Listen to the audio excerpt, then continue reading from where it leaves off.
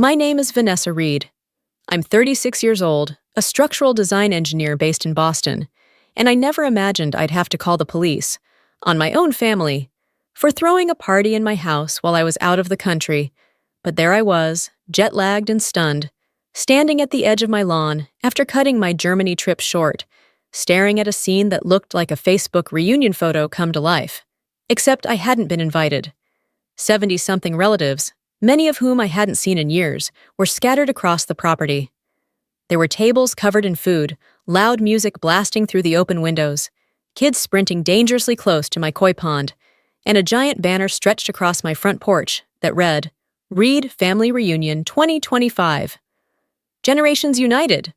I was still standing there, suitcase in hand, trying to process how my mother and younger sister had managed to turn my historic home, my home, into a community center, when I spotted Tessa, my sister, standing on the upper balcony, raising a red solo cup and shouting, "Thank you for coming! Make yourselves at home!" And they really had, right down to using my personal study as a bar and my living room as a photo booth. If you've ever felt like a stranger in your own life, like the people who should respect you most are the ones who trespass the deepest, you're not alone. This is the story of how a single act of betrayal made me do something no one expected. I sold the $2.1 million house my grandfather left me, and that decision changed everything. The house sat like a time capsule on a quiet street in Cambridge, Massachusetts, a late Victorian beauty with original gables, wraparound porch, and a third-floor turret that served no real purpose, but looked like it belonged in a storybook. It had been in our family for over 100 years, passed down from my great-grandfather to my grandfather, and finally, to me. I didn't always understand the significance of that house, not until I was 10 years old, when my parents divorced and my father moved out west. That was the year I started living with my grandfather, Harold Reid. He was a retired civil engineer who had helped design portions of Boston's commuter rail system, and more importantly, to me, someone who never treated me like I was just a kid. He taught me how to read structural plans, showed me how to recognize signs of rot in wooden beams, and gave me my first toolkit. On weekends, we'd work on small projects around the house together. Repainting a fence wasn't just about aesthetics. It was about sealing wood from moisture. Restoring an old desk wasn't about furniture. It was about respecting craft. Some people build with steel, he used to say. Others build with trust. You need both to stand the test of time. My mother, Caroline, didn't get it. She thought I should be spending my time at dance recitals like other girls. My little sister, Tessa, 4 years younger and undeniably charming, was always her mirror image. Wherever Mom went, Tessa followed. I, on the other hand, stayed back, sanding down old banisters or organizing Grandpa's drafting files. Those early years shaped everything. I went on to study engineering at MIT, graduated with honors, and spent the next decade specializing in historic structure preservation. While others designed glass towers, I restored lighthouses, bridges, and the occasional crumbling mansion. My friends envied my projects. I envied their work-life balance. But I never minded the sacrifice. When Grandpa passed away 2 years ago, he left a detailed will. The house, and everything inside it, was to go to me, not shared, not sold. To Vanessa, the note read, who knows the value of what's built to last. My mother was stunned. He must have been confused, she said, waving her wine glass like punctuation. He probably meant for all of us to share it. Tessa chimed in with a half laugh. It's just a house. Why are we acting like it's the crown jewels? But I knew better. It wasn't just the house. It was Grandpa's workshop, his journals, the rose garden we'd replanted 3 times over. Every crack in the plaster told a story I'd lived, and so, despite the pressure, I moved in alone. I restored the chimney, reinforced the attic, rebuilt the storm windows from original blueprints. I invited my mother and sister over for Thanksgiving that first year. They arrived late, left early, and complained about the heating. Still, I kept trying. I offered to help Mom with her mortgage. She accepted, then told relatives I was charging her rent. I helped Tessa write a business plan for her dream bakery. She never read it. Instead, She asked for a loan, which I declined. From then on, she said I was stingy with family. I thought I'd done everything I could to make the house a bridge between us, but in hindsight, it had become a boundary. A line I didn't realize I'd drawn simply by accepting what was given to me, because I'd earned it. And that line was about to be tested in a way I never could have imagined. It was supposed to be a quiet homecoming. I had just wrapped 2 intense weeks in Munich, negotiating a preservation contract for an 18th-century bridge that had survived 2 wars and nearly a century of winter erosion. The project was a milestone, my first time leading international talks. My team stayed back to celebrate over schnitzel and Riesling, but I booked a red-eye home instead. All I wanted was a night in my own bed, a glass of good wine, and maybe a stroll through the garden I'd spent months designing. I didn't tell anyone I was coming home early. I wanted that moment to myself, walking up the familiar path, seeing the tulips bloom in the spiral pattern Grandpa and I sketched out when I was 16. His favorite word was planted right in the middle of that bloom: onward. But the Uber barely made it to the corner before the chaos became obvious. Cars lined both sides of my narrow residential street, some half-parked on the curb, others blocking driveways. Music, loud, brassy, celebratory, boomed from my house. Not just a speaker, but my built-in speaker system, which I'd only ever used for holidays. People milled across the lawn, plastic cups in hand, stomping through flower beds like it was a music festival. I saw a child trying to climb my wrought iron fountain, another flicking mulch at the koi pond. I froze on the sidewalk, clutching my suitcase, trying to piece together what I was seeing. A tall banner stretched across the porch railings. Reid Family Reunion, 2025. Generations United. In the corner of the lawn, someone had set up a table of matching t-shirts and name tags. My house had become an event venue, and I wasn't on the guest list. I walked up the path, my chest tight, heart pounding. The tulip beds were trampled. The garden chairs I had revarnished last summer were streaked with drink spills and stacked haphazardly. My front door, my locked front door, was propped open with one of my planters. Inside, the air was thick with perfume, food, and sweat. People stood in every corner of the foyer, their coats and purses piled high on my antique console. I heard someone yell, "Refill stations in the study!" and my stomach dropped. That was Grandpa's study, the place where he wrote his final will, where we built our last project together, a custom drafting table sealed in shellac. I found my mother in the kitchen, directing 2 women in catering uniforms. She turned, saw me, and didn't smile. "Vanessa," she said flatly, "I thought you were in Germany until Sunday." "I came home early," I said, scanning the crowd. "What is all this?" "It's the reunion," she answered, wiping her hands on a dish towel. "Tessa and I planned it months ago. We figured the house needed some energy." "The house," I repeated. "You mean my house?" She sighed. "Don't be territorial. It was your grandfather's home long before it was yours. We all grew up here." I turned just in time to see Tessa, in a bright green dress, sipping wine from my crystal. "Surprise!" she called out. "Didn't expect you so soon." "You weren't supposed to be back," Mom added, as if that justified everything. "We used the emergency key, obviously. We thought you wouldn't mind. Family is family." I wanted to scream, but instead I whispered, "You didn't even ask." I wandered through the crowd like a ghost. Someone had moved my office chair to make room for a dessert table. Guests I didn't recognize flipped through old family photo albums I'd stored in the attic. My private world, violated, dismantled, and passed around like party favors. No one even asked why I was there. Because to them, I wasn't the homeowner. I was just another Reid. And clearly, Reid didn't mean respect. I didn't sleep that night. I couldn't.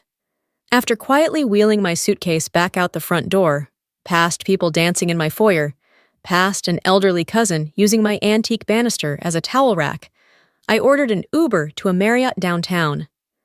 The driver didn't ask questions, just helped load my bag as I stood in my own clothes, from my own closet, but no longer feeling like I had a home. The hotel room was sterile, beige, and blessedly quiet. I sat on the edge of the bed, fully dressed, staring at the wall like it might give me answers. What kept echoing in my mind wasn't the noise, or the damage, or even the entitlement. It was my mother's face when she saw me. Not surprised, not embarrassed, just annoyed, as if I were the one intruding. Around midnight, I called Carmen. She picked up on the second ring. "Vanessa?" "They threw a party in my house," I said, my voice calm. "A full-blown family reunion, with catering, while I was in Germany. They used my key. Invited 70 people, didn't tell me." There was a long pause, then, "Are you okay?" "No," I said, "but I'm thinking clearly, which is worse." By morning, I was done thinking. I was ready to act. I returned to the house just after 9. Most guests had left. The silence was deafening, but the mess was louder. Sticky floors, wine-stained tablecloths, a half-eaten cake slumped over my great-grandmother's heirloom punch bowl. I found my mother sitting at the kitchen island with a coffee mug that said, "Mother knows best." She looked up and blinked. "You didn't sleep here last night?" "No," I said. "I couldn't. My bedroom was being used as a coat room." She waved it off. "It was Tessa's idea. She said the guest room was too small for all the bags." "You didn't think to ask if you could host a party here?" "You're always working," she said, defensive. "Would you have even said yes?" "That's not the point." "Then what is?" I didn't answer her. Instead, I walked to the study. That's when I saw the desk, Grandpa's desk, the American Empire piece he'd inherited from his grandfather. The one we had restored together, layer by layer, using orange oil and cotton cloth. Now it had a long, jagged scratch running down the front, and a cigarette burn in the corner. I stared at it so long my eyes blurred. I moved room to room, documenting the damage. My home office door, forced open. Papers moved. The framed dollar bill I'd kept from my first freelance gig, shattered. Someone had rifled through my drawers. My bedroom closet stood open, with shoeboxes shifted and clothes out of place. Not even locked doors had stopped them.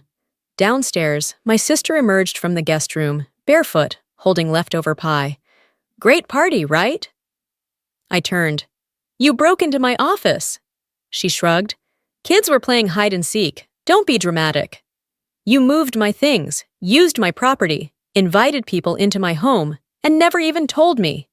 Tessa rolled her eyes. "It's not your home, Ness. It's our family home. You're just the one who got lucky in the will." That was it, the last domino. I left the room without another word, walked outside to the back garden, what was left of it, and called Carmen. "You remember that buyer who asked about the house last year?" I said, breath catching. "I want to sell, immediately." Carmen didn't hesitate. "I'll draft the paperwork. You'll need a real estate agent for the market logistics. Do you want to call Martin Harper?" "Yes," I said. "The one with the client who collects historic properties." "That would be Michael Harper. I'll reach out." By noon, Michael Harper was walking through my house. He was in his early 40s, clean-cut, quiet but confident. A preservation-minded developer, he specialized in restoring legacy homes to modern functionality without destroying their soul. He was the kind of buyer my grandfather would have respected, someone who saw the house not as a flip, but as a responsibility. "I won't sugarcoat it," I told him, gesturing toward the scratched hardwood, the stained plaster, the warped drawer on Grandpa's desk. "It's not in the same shape you saw it last year." He examined each room with calm professionalism. "The structure's still sound," he said. "Foundation hasn't shifted. The decorative plasterwork can be restored. That desk," he ran a hand gently along the edge, "is American Empire, isn't it?" 1830s, my grandfather's favorite piece." He nodded. "I know a specialist in Newton who can bring it back to life."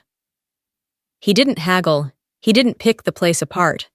He simply said, "My offer still stands. $2.1 million, cash, no contingencies, quick close." I didn't flinch. "I accept." He blinked. "Are you sure?"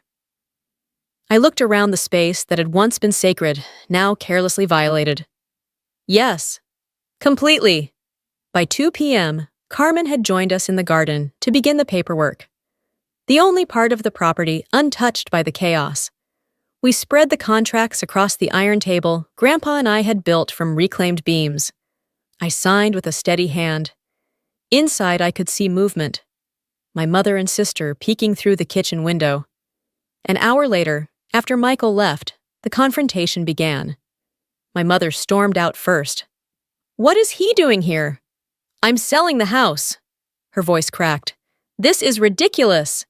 "No, what's ridiculous is being treated like a trespasser in my own home." Tessa followed, arms crossed, jaw tight. "You're punishing us." "I'm protecting myself." "From your family?" Mom said. "From people who don't respect boundaries, who think love means access, who never once asked for permission. You can't just throw us out," Tessa snapped. "You were never invited to stay," I replied. "This was always temporary. You used me, then you used my house." My mother softened, trying a new angle. "You're hurt. I understand that. But this is a family legacy. Your grandfather would be devastated." I stared at her. "Grandpa taught me that legacy isn't a place. It's a principle. He left this house to me because he trusted me to honor it. And I am." Tessa stepped forward, her voice low and dangerous. "You really want to burn every bridge?" "No, I just won't rebuild the ones you keep blowing up." "We'll fight this," she threatened. "We'll get a lawyer." Carmen, who had remained silent until now, spoke evenly from behind me. "The statute of limitations to contest the will expired 10 months ago. Vanessa is well within her legal rights." Tessa paled. Mom changed tactics again. "Just give us time. A few weeks to figure out where to go." "You have 48 hours, I said, "and I'll cover the cost of a moving van. That's the extent of my generosity." Tessa started crying. "You're heartless." "No," I said softly. "I'm finally done being the only one with a heart." They left in silence, slamming the door behind them. That night, I stayed in the house one last time, sleeping in a guest room where the sheets hadn't been trampled. I packed what mattered. My grandfather's letters, blueprints, his compass set, and the small wooden box where we'd kept pressed flowers from our garden. And the next morning, I walked into my study one last time, placed my hand gently on the damaged desk, and whispered, "Onward." The house sold without a hitch. Michael Harper arrived with a cashier's check. Carmen had the paperwork ready. I handed over the keys my grandfather once gave me and didn't look back. "I'll take good care of it," Michael said, offering a firm handshake. "I know," I replied. "There's a hidden drawer behind the third bookshelf in the library. My grandfather kept plans and journals there. They belong with the house." He gave me a quiet smile. "Thank you." There were no interruptions, no last-minute objections from my mother or sister, just silence. I moved into a modest apartment across the river. No antique fixtures, no family weight in the walls, just stillness. I bought a few clay pots and planted tulips on the balcony. Not a spiral garden, but it was mine. And it was enough. Then the messages began. Not from my mother or Tessa, but from distant relatives I hadn't heard from in years. "You sold our legacy. That house was part of all of us. Your grandfather would be ashamed." But they weren't the ones who stayed up during winter storms fixing leaks. They didn't refinish the floors or pay for repairs. They didn't find their privacy violated. To them, it was nostalgia. To me, it had become a burden. I ignored them. Except one, from Mariah, my cousin in Vermont. "He trusted you for a reason," she wrote. "You honored what that house meant. Don't let them rewrite the story. I'm proud of you." That message stayed with me. I focused on work. My Munich project expanded, and I was invited to lead a new site in Kyoto. For the first time in years, I moved forward without dragging resentment behind me. Then, one evening, my phone buzzed. A text from my mother. "Vanessa, I know I've made mistakes. If you're open to it, I'd like to talk. Just talk." We met at a small cafe. She looked older, not tired, just softer. "I didn't respect your boundaries," she said. "I thought love gave me access, but love without respect isn't love. I'm sorry." It wasn't everything, but it was a beginning. Weeks later, Tessa messaged me too. I get it now. I'm trying. I didn't reply, but I didn't delete it either. Months passed. Then an email from Michael. Photos of the house, beautifully restored. Grandpa's desk looked brand new. In the garden, the tulips were blooming again, arranged just like before. From above, they still spelled one word, onward.